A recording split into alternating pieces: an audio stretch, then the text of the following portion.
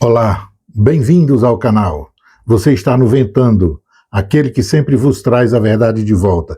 Eu sou o Valdileme e nós estamos aqui para mais um bate-papo rapidinho sobre as novidades, sobre o que está acontecendo lá no Oriente Médio, naquele conflito que foi deflagrado no sábado entre Estados Unidos e Israel contra o povo iraniano.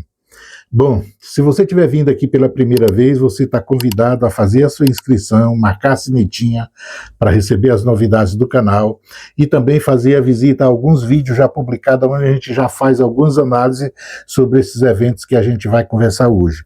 Também está convidado a usar o seu raciocínio, produzir argumentos e comentar sobre as nossas análises, fazer os comentários sobre o que você acha do que a gente está tratando aqui, inclusive sugerindo temas de cunho geopolítico para a gente provavelmente num futuro próximo fazer algum tipo de observação, né?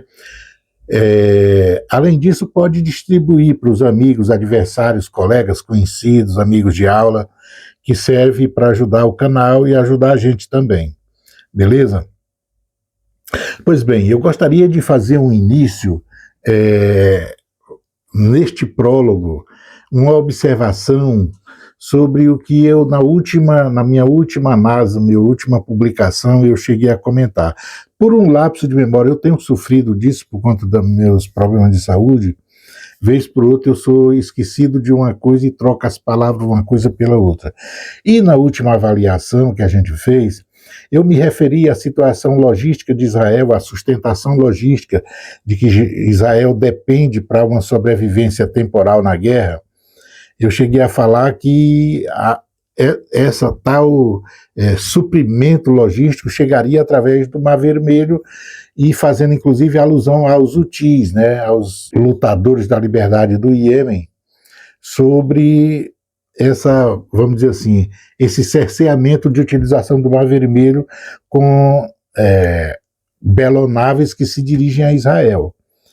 Obviamente que uma da parte da análise dizia respeito exatamente a isso, porque de fato o Mar Vermelho está sofrendo algum tipo de atividade, já é de longa data, já teve tempos parado, inclusive trancado o canal de Suez por conta dessa trava no movimento ali no sul da Península Arábica, ali no Iêmen, e de certa forma com esse movimento, né, com essa guerra contra o Irã, o movimento de fato ressurgiu de novo.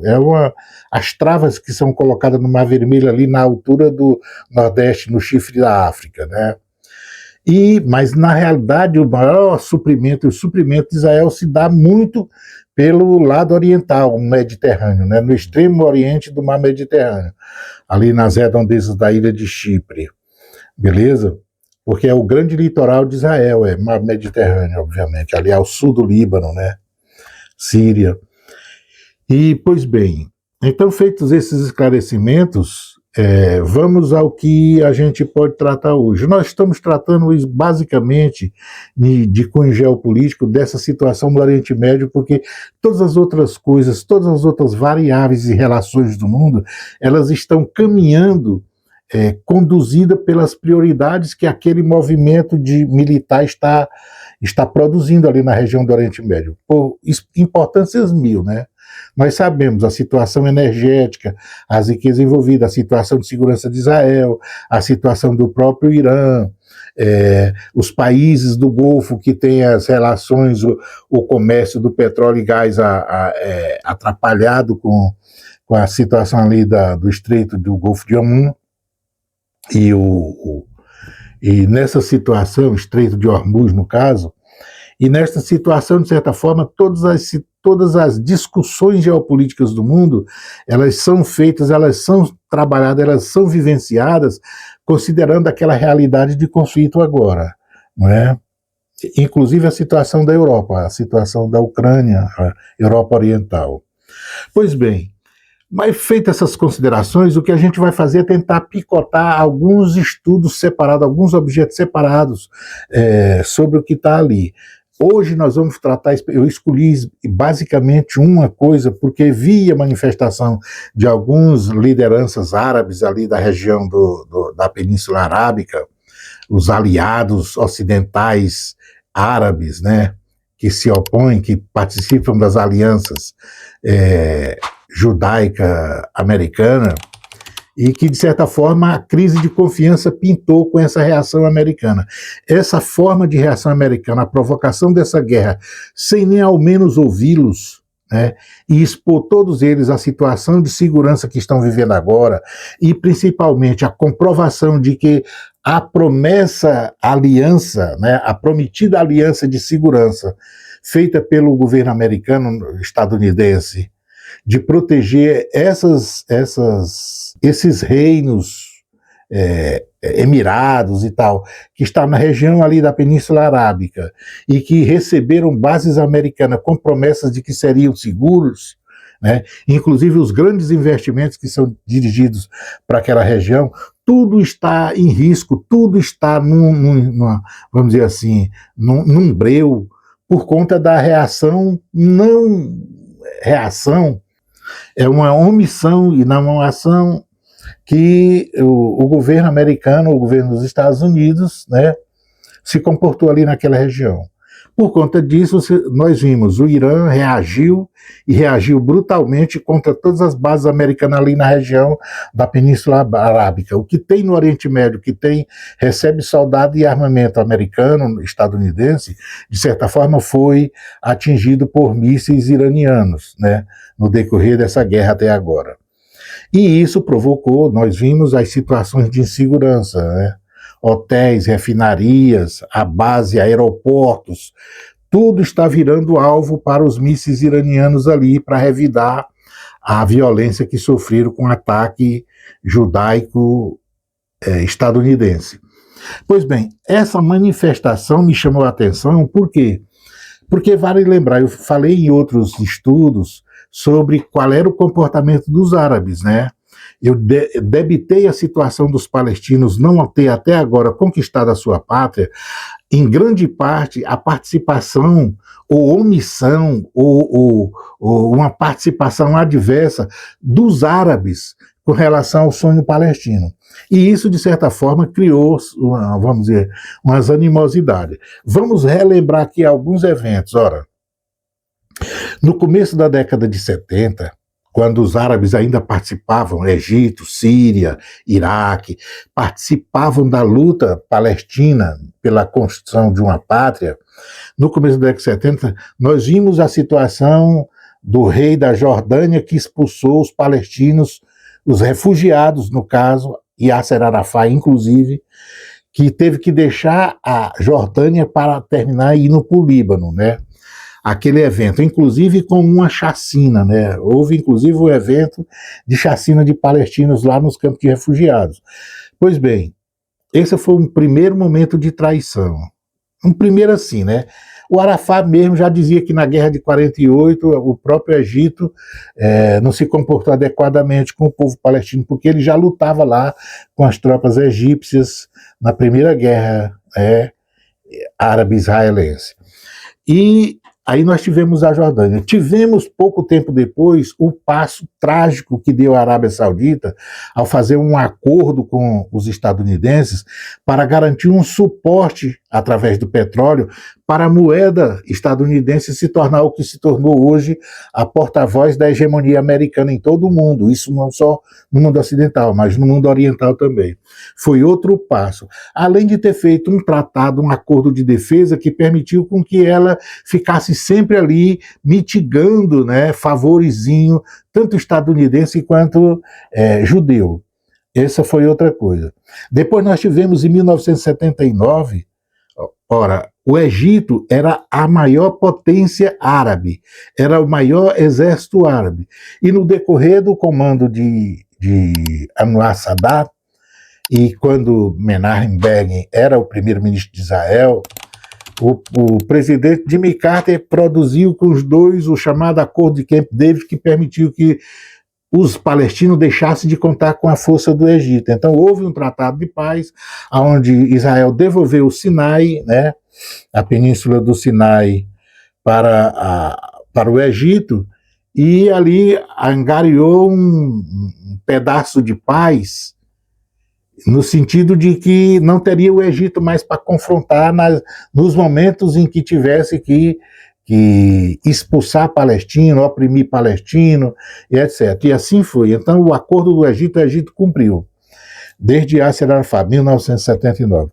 Nós tivemos depois a guerra no Líbano, 82 e tal, e aonde o povo palestino, os refugiados palestinos que estavam no Líbano, foram jogados para fora do Líbano, né? Então, Yasser Arafat, inclusive, teve que ir para a Tunísia. Ali foi outro momento, além daquela crise, né, do massacre de Sabra e Shatila. Pois bem, aí ficou sobrando, aí ficou a Síria. A Síria, quando chega em 79, o Irã produz a rebeldia, a revolução dele. Passa a ser o aliado que vai passar a se tornar a grande, vamos dizer assim, a grande mão de proteção dos palestinos, na defesa do direito dos palestinos. E tinha a Síria, de Hafez Assad. Ocorre que depois nós temos a morte de Assad, mas no momento entre a morte, antes da morte de Assad, nós tivemos o problema do Iraque. O Iraque deu um golpe com apoio americano e tentou destruir a revolução islâmica no Irã na década de 80. Foi um grande momento de tumulto para o povo persa. Veio em seguida o Muammar Gaddafi, que antes tinha uma posição muito pró-leste europeu, pensou que os estadunidenses seriam amigos, e aí, num determinado momento, deu as costas para a Rússia, no caso, na época, né? E aí, terminou morto. Então, morto Saddam Hussein, morto Muammar Gaddafi, e nós tivemos morto Hafez Assad e assume Bashar Assad. Ao assumir Bashar Assad, outra crise de revolução popular, uma porrada de ano, até recentemente, até dezembro de 2025, quando Assad, o filho, vai se refugiar lá na Rússia.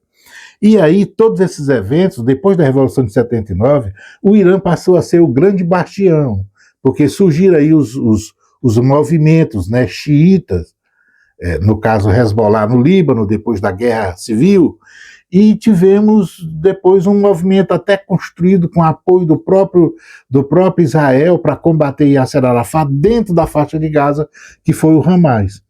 Pois bem, todos esses eventos, tivemos, por exemplo, o caso dos Emirados Árabes, Catar, Kuwait, Iêmen e tal. Todos os árabes aí, agora da Península Arábica, passaram a entrar num processo de conversão, né, no sentido de abandonar os palestinos na história. E aí ficou o Irã.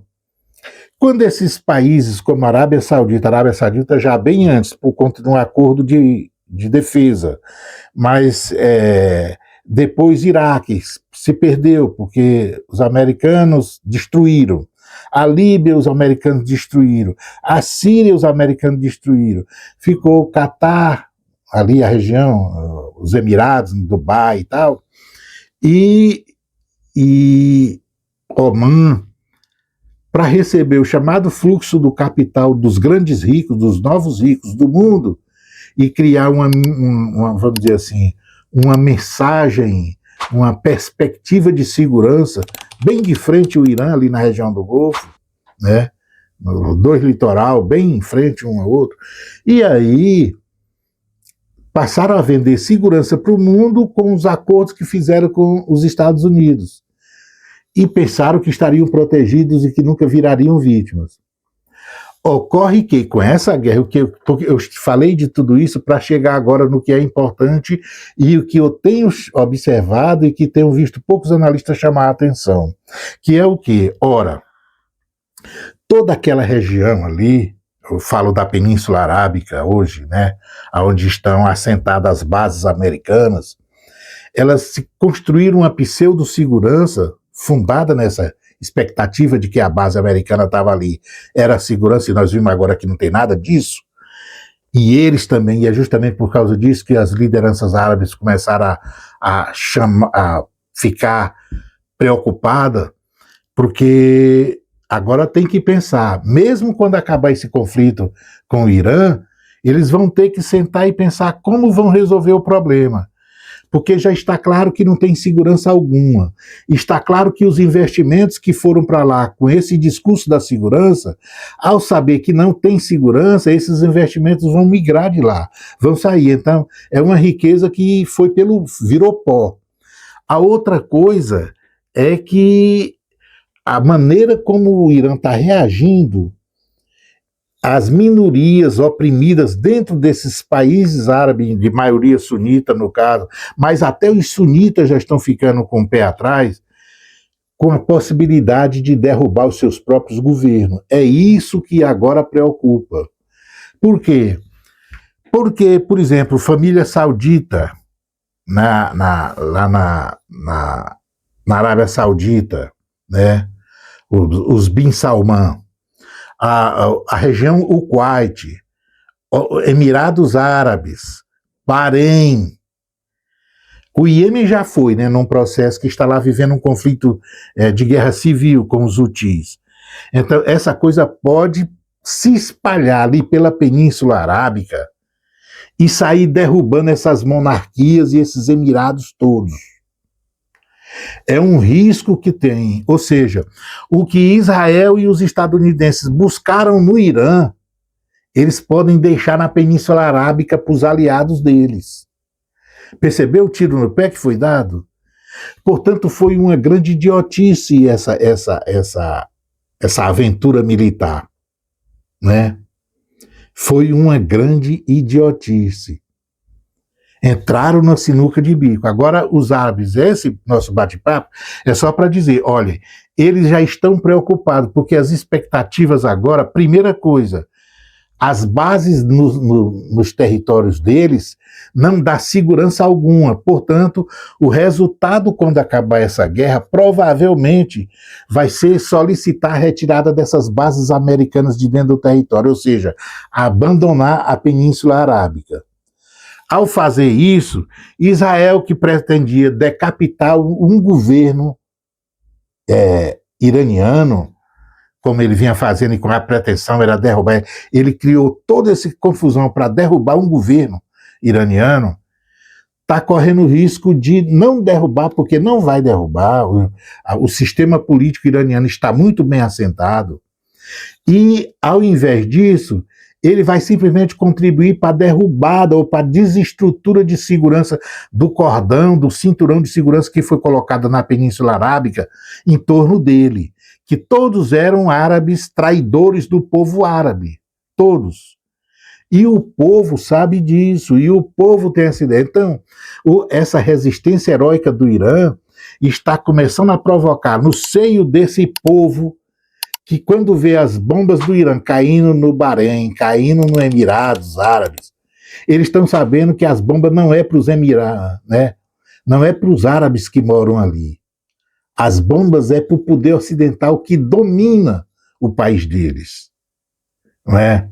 E aí pode haver a chamada revolução da primavera de ponta cabeça, uma revolução de primavera ao contrário.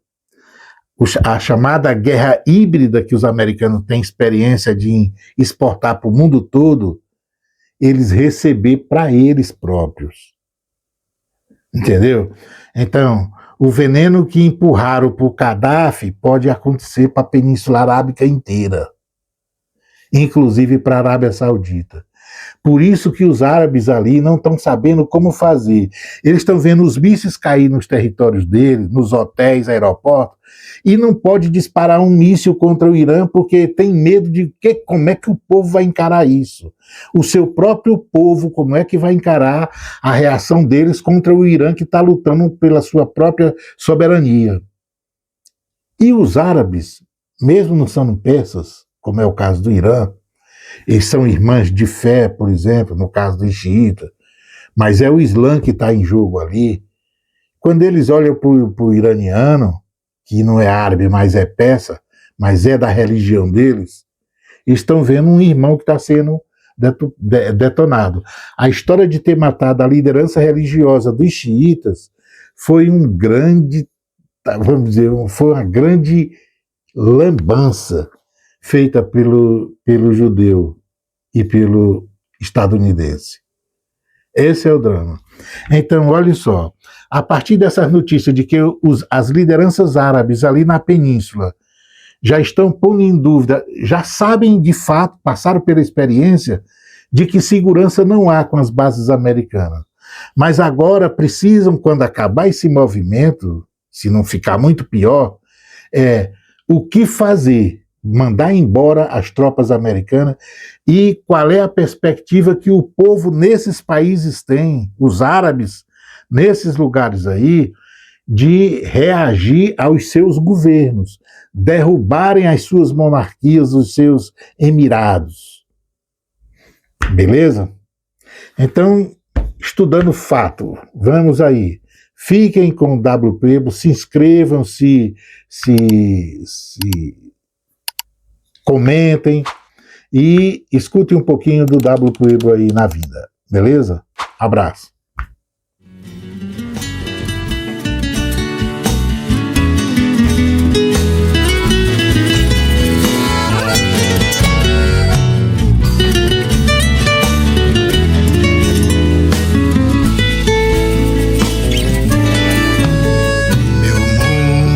Patriarcal, abandonei outrora.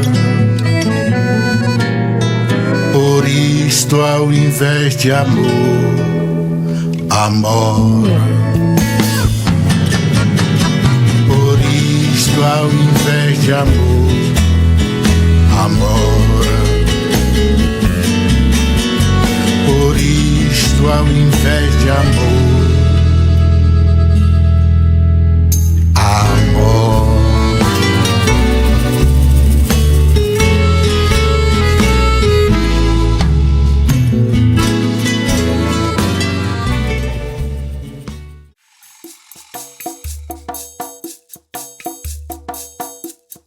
Lara, lara,